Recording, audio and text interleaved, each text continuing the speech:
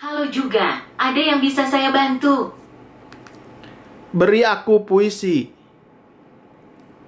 Ini adalah puisi berjudul Telah Satu karya W.S. Rendra.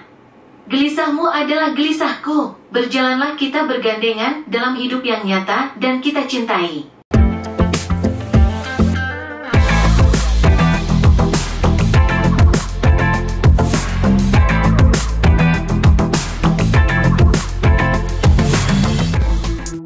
Assalamualaikum teman-teman, saya Randy Adhas, Kilas IT, dan video kali ini saya kedatangan Smart TV. Ya, ini adalah TCL 43A8 atau T65. Kemarin saya sempat publish di komunitasnya YouTube.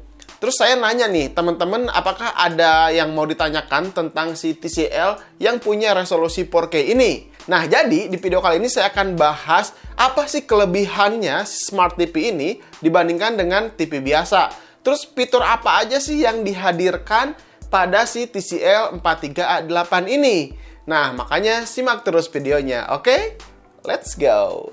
Oke, kita mulai saat buka paket si Smart TV ini. Kita akan mendapatkan dua kaki, dua remote, infrared sama Bluetooth. Kita bisa memerintah si Smart TV ini menggunakan remote yang kecil ini dengan suara. Nanti kita akan coba praktekkan ya. Lalu ada kartu garansi di sini tertera sampai Desember 2022. Jadi otomatis si Smart TV TCL 43 ini punya garansi 3 tahun. Lalu ada buku manualnya, bahasa Inggris sama bahasa Indonesia udah ada juga. Lalu konverter seperti ini. Nah, untuk teman-teman yang mau upgrade TV ke Smart TV, kalau menurut saya sih, di rumah tuh harus ada koneksi internet. Kalau misalnya di rumah kita nggak ada koneksi internetnya, maka fitur-fitur yang dihadirkan pada Smart TV ini tuh tidak bisa dijalankan.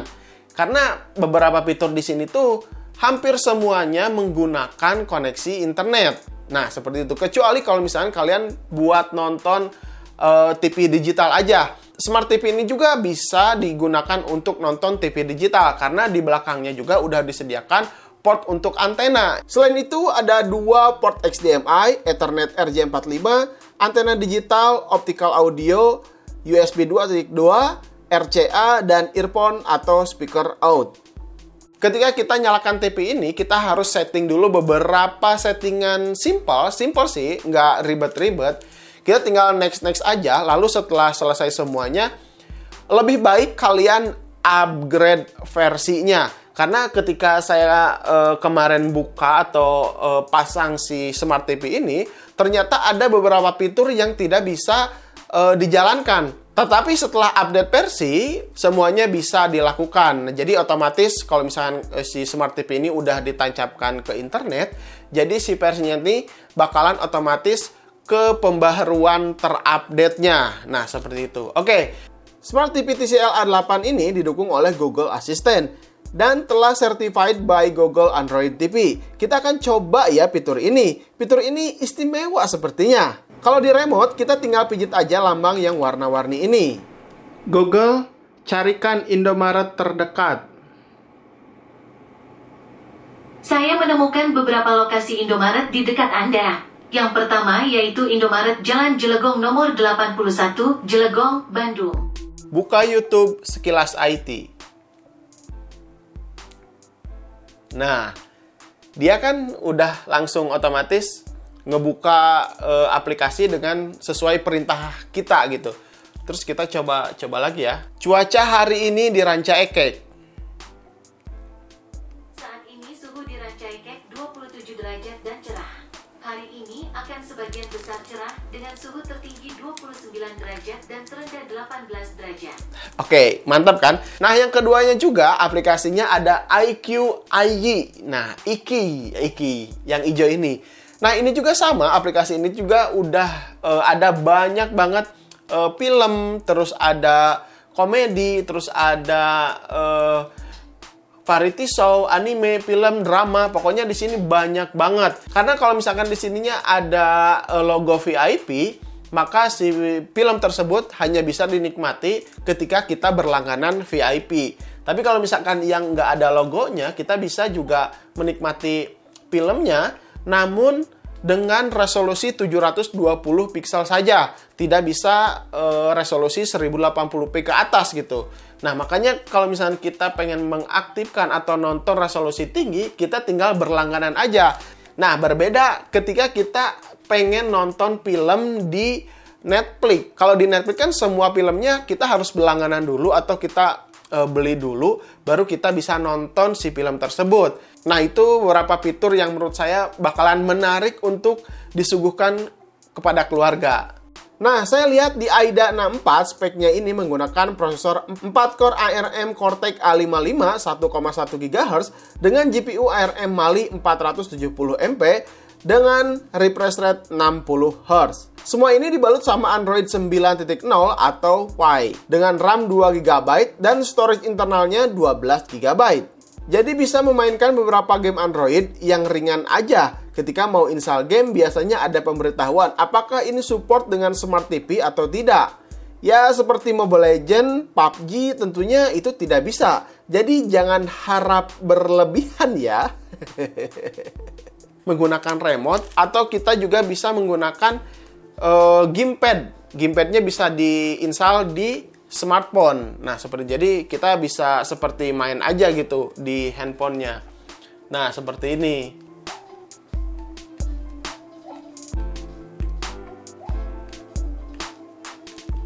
Oke, saya akan coba jawab pertanyaan dari komunitas YouTube saya ya.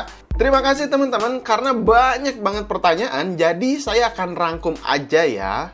Yang pertama, Bang, kalau misalkan si monitor ini digunakan untuk PlayStation 4 atau PC dengan resolusi 4K, apakah si monitor ini bisa berjalan 4K? Tentu jawabannya bisa, karena tadi saya udah menggunakan PC sama laptop, saya gunakan main game dengan resolusi 4K. Ternyata si monitor ini memang benar-benar bisa menjalankan game di resolusi 4K. Nah, untuk ketajamannya, menurut saya pribadi, ketajamannya ini tuh cukup detail. Ketimbang kalau misalkan kita mainnya jarak jauh gitu ya. Tapi kalau misalkan jarak dekat, mungkin mata kita agak sedikit silau. Ya, agak sedikit silau aja sih. Tapi nggak terlalu sakit banget seperti TV yang beresolusi 720p yang biasa gitu. Panel atau layar yang digunakan ini bertipe IPS sepertinya. Kalau misalkan VA atau TN, sepertinya kurang cocok diterapkan pada sebuah TV gitu. Panel ini bertipe IPS, tapi di webnya ada keterangan panel supplier AUO. Sementara info yang saya dapat begitu. Lalu dengan aspek rasio 16:9 dengan display resolusi 3840 x 2160 pixel dengan kerapatan terang di 270 nits. Lalu respon time-nya 8 millisecond. Jelas ini bukan monitor gaming. Dan untuk color gamutnya kurang lebih 68% NTSC. Oh iya, saya menggunakan koneksi 20 MB per second. Jadi untuk memutar resolusi 4K udah sangat cukup. Kalau di 10 MB per second mungkin agak lag sedikit sih, ada bumper sedikit, tapi bakalan lancar juga. Terus ada lagi yang nanya, kalau misalkan Smart TV ini dibandingkan dengan Smart TV yang 4K lain, apa perbedaannya? Karena kebetulan baru monitor TCL aja yang pernah saya pegang langsung, jadi saya belum bisa memberikan perbandingan dengan monitor 4K yang lain gitu. Nah, kalau untuk warnanya saya rasa cukup pipit juga. Namun untuk fitur HDR sama micro dimming, saya belum memastikan ini berjalan baik di TV ini. Ya sudahlah ya, nggak apa-apa. Kalau untuk menikmati sajian olahraga, film, saya rasa cukup mewah visual yang disajikan. Apalagi pemula seperti saya yang baru update ke TV yang beresolusi 4K, yang biasa nonton di 720 pixel, ketika nonton ini berasa visualnya tuh bener-bener memanjakan mata. Dan katanya ada perfect sound quality with Dolby Audio. Suaranya sih memang kenceng yang saya rasakan, tapi kurang nendang aja gitu buat dengerin musik yang bass dan treble-nya tuh tebal.